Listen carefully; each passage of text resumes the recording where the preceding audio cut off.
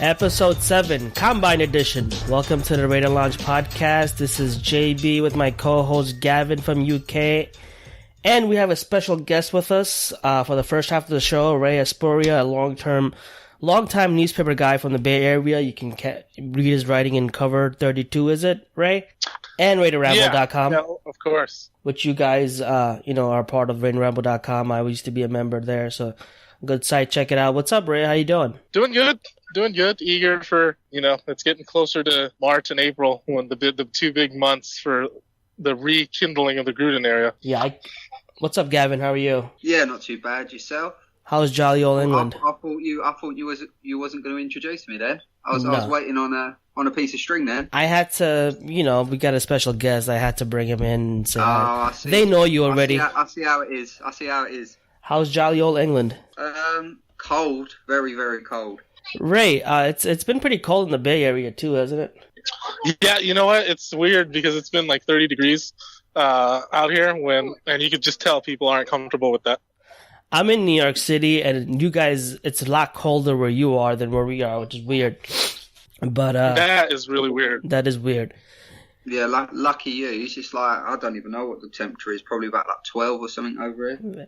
Hey, you guys more interested about free agency or the draft that's coming up? Not the draft, the combine. Yeah, it's going to be good. Well, the combine is first, right? So we got to worry about that before we start worrying about free agency again. Hey, so let's want to run down what we're going to do today. So let's first, John Gruden gave an interview with do you know was it a newspaper with KNBR's Tom Tolbert and John Lund.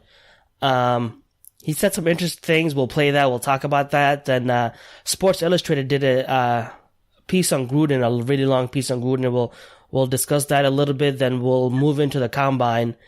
But I just want to play what Gruden said about Reggie McKenzie, and we'll start off the show there. So here's the audio. I mean, we have had 10 different head coaches, I believe, since I've been here. We've had a number of different offensive coaches. And poor Reggie McKenzie's had to draft players to fit different schemes and systems, and I think it's hurt us. A lack of continuity, a lack of system football on offense and defense has certainly hurt the Raiders, and hopefully we can put a system in place that we can draft into, develop our players within, and hopefully it can carry us to high levels, and we just got to prove it. Alrighty. So basically he says, poor Reggie McKenzie, he's had to draft for different players. We haven't had continuity at all. Sounds like he feels bad for Reggie. Ray, what are your thoughts? What went through your mind when you heard that interview? When I heard that interview, it kind of made me feel like, okay, that kind of explains the thought of what is McKenzie doing? Does he know what he's doing? Because it's like his drafts were different each time, and you're like wondering, like, does he have a plan in place? It makes you kind of feel like, okay, the plan was in place, but it's changed from year to year depending on the coach. Yeah, exactly. Because if you draft a players like Yannick Ngakoue, in a 3-4, he made the Pro Bowl, but if you put him in a 4-3, I don't even know if he plays all three down just because of, the positioning. He's a lightweight guy. What is he, 250, 255 for the Jaguars? So that makes a big difference. One year you're drafting for a 4-3 under the first head coach that he hired. Then Jack Del Rio comes up and you have to draft for a 3-4. So it definitely sounds like, he feels bad for Reggie, and I think they're going to work together in the future. Thoughts? Right. I mean, it was just weird to see Shalik Calhoun, hands in the dirt, 4-3 defensive end, be a stand-up linebacker. And I was like, it doesn't make sense, but I guess that's how they're going to roll. There's no continuity. It's basically, one year, you're running a certain scheme, and then the next year you're running a different one. And then you've already got players from the previous year still there that don't like the scheme that they're playing. It can be a massive headache for Reggie McKenzie. I think that hopefully now that we're going to have continuity over the next how many ever years it is that he's at Gruden stays, hopefully we can see that continuity into the team, into the draft, into free agency, and we can really build a team that's going to stay strong for many years. What do you guys think about long term with Reggie McKenzie? Does he stay? Do you see him? Because there are reports that Gruden wants his young guys in, someone he can groom and see which players that knows which players he wants. But then it also sounds like, you could do that with Reggie McKenzie. You tell Reggie McKenzie what type of players you need, and he'll go find you those players, especially in the later rounds. So I just wanted to know what you guys thought about the long-term prospects of Reggie McKenzie and the Raiders, because I know he turned down the job offer, at least an interview offer from Green Bay, so he must know something. Yeah, I mean, I personally think that he'll stay a bit more long-term, but it just depends, doesn't it, on the back room, what sort of influence Gruden's having on Mark Davis's decisions. But it seems to me like Mark Davis does really like Reggie McKenzie, and he likes having him around. So it's kind of a watch this space sort of scenario. Ray, your thoughts on that? I think he's going to write out the contract that he has with Mark Davis.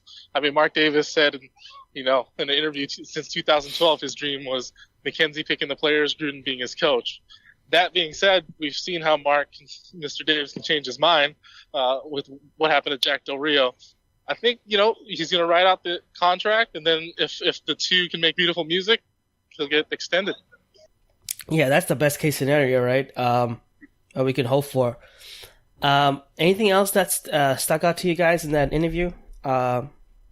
Ray, any other, tidbits? Because I got that he talked about how pissed off he is about these current CBA, that he can't even meet with the players. He was saying, I can't, some guys, if I want to cut, I can't even verify if the rumors are true, what they're saying about them, because I can't even meet with them.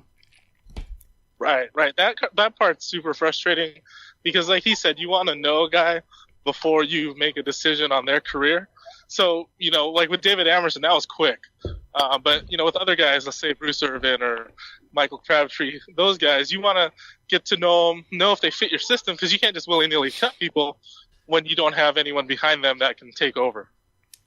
Yeah, that's why it surprises me why we left it till so late to change Del Rio, because if you would have brought Gruden in for the last few weeks of the season, he could have got to know the players, could have got to see what they're about, their personalities. Obviously, I know it's hard to do that sort of transaction when you're near the end of a season, but maybe in doing that, he could have given them extra time to establish who he wants in his system, who he doesn't want in his system. But it's a tough one because obviously he's used to it being the way it was, and now it's a different way. But hopefully they can make the right decisions. But we'll have to wait and see. Hey Ray, do you know much about the CBA? How often does it get updated? Is there like a yearly meeting? Do you see it changing? Like what's up with that? I mean, the CBA, that's the thing that is decided way in advance for X amount of years. I don't know where they're at currently on it. I know it's going to come up soon because I think DeMaurice Smith said that he's going to go to war, quote-unquote war, the next time they do a CBA.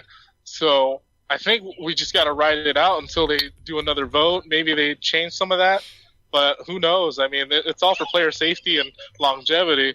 But in the end, as a guy like Gruden who likes to talk to his players, it's very tough. Yeah, and there was a recent article on Gruden in Sports Illustrated, nice big article. He talked about the CBA on here. Let me just read it real quickly, and I'll get your thoughts on it. So it starts in the middle somewhere. Gruden happens to be upset about the same things. Most pressing, of course, is the CBA, which limits his off-season time with players, restricts him to 14 regular season padded practices, stops him from extending sessions an extra hour whenever he'd like, but that's just the iceberg tip. Overall, he's sure football is losing its soul. So that's one part of it. He even goes on to talk about players taking water breaks in high school football. I think he's more of an old school tough guy, push it through, but the CBA is just making him like his hands are tied. So I don't know how much he's prepped to deal with this, because if you drop a pass back in the days, they'll make you run extra routes for like another half hour after practice. That doesn't happen anymore. But right. there is ways around it. Obviously, the players, some of the players get along really well and obviously hang out quite a bit. So, I mean, they can't exactly watch every move the players make. So part of it now is down to the players to basically learn and coach themselves. Basically, go home, watch tape. So in essence, really, Gruden's hands are tied, but at the same time, he's got to be more hands off, and these players have got to take control of the situation, because obviously he can't do that for them now. He can't bring them in for chats and talks and talk about schemes and fits. So it's down to them now to go away and obviously learn it. One problem I see, Gavin, is that at the off season they can't come and work with the strength coach, and the team assigned to them. They hire their own strength coach, because a lot of times they're not allowed to meet with their team coaches. So they'll hire extra coaches to do positional work. Gruden was talking about when he was in broadcasting, players used to come to him and work out in his facility because they weren't allowed to go talk to his coaches, which is ridiculous, and I hope it changes, but well, what are you going to do? It is ridiculous. I mean, it's probably the only sport that has this sort of rule where the coaches can't even have any conversations with his players. I mean, you look at over here it's football, but soccer, all the managers have daily chats with all of their players, see how they are, see what they're doing, making sure that they're keeping in check. It's a strange one, really. I really feel they need to change that. I think that will help the players even more so than anything else. Yeah, hopefully when the new CBA comes out, I just have to look into when that happens. Any thoughts on that, Ray? Did you read that SI article? What are your thoughts overall on that? That was a really outstanding article, because it wasn't linear. It talked about all these different things and jumped back and forth, but you got to really see Gruden. I mean, especially the part where he went to Ricky's, a spot that has a table still reserved for him, a parking spot. Yeah. And at the end, when everything was winding down, he was talking to all the fans. He was like really downtrodden. He's like, what are they going to do when we leave? And, that makes you know that this dude does, it's the Raiders. The dude loves Oakland. Yeah, he says that a lot of the times. He's one of his sons were born there. He started his head coaching career here, so it's big. And one thing that stuck out to me is he met a superfan, Ahmed. I just want to read what the writer wrote. So he goes, "But now I look over and Gruden is telling superfan Ahmed in an open bar, I met Marshawn today at the facility. He and Josh Johnson came in, and when Ahmed asked Gruden in the question of the moment, what's your impression? Gruden says, I like him. Ahmed, to his eternal credit, isn't having it. I like him too, he says, but what do you really think? We've got to get him in better and stronger. And Ahmed says, well, he wasn't in shape until week 10. And Gruden says, we're not going to have that. No, I said that to him. I need Marshawn Lynch. I don't need this part-time Marshawn Lynch. So it sounds like he wants Marshawn Lynch. He isn't just convinced which Marshawn Lynch he's getting. So I was a little surprised, because I didn't think Marshawn Lynch fit in his offense, guys, because Marshawn Lynch is more of a power back. He's not a West Coast type back when you have to catch the ball, in the flat and get some yards. So what are your thoughts on that? What's interesting is when I was looking back at the Gruden offense in Tampa, Marshawn fits more the role of the fullback. What was his name? Mike Allstott, the power back that comes out and is the hammer to whatever eventual running back they're going to get.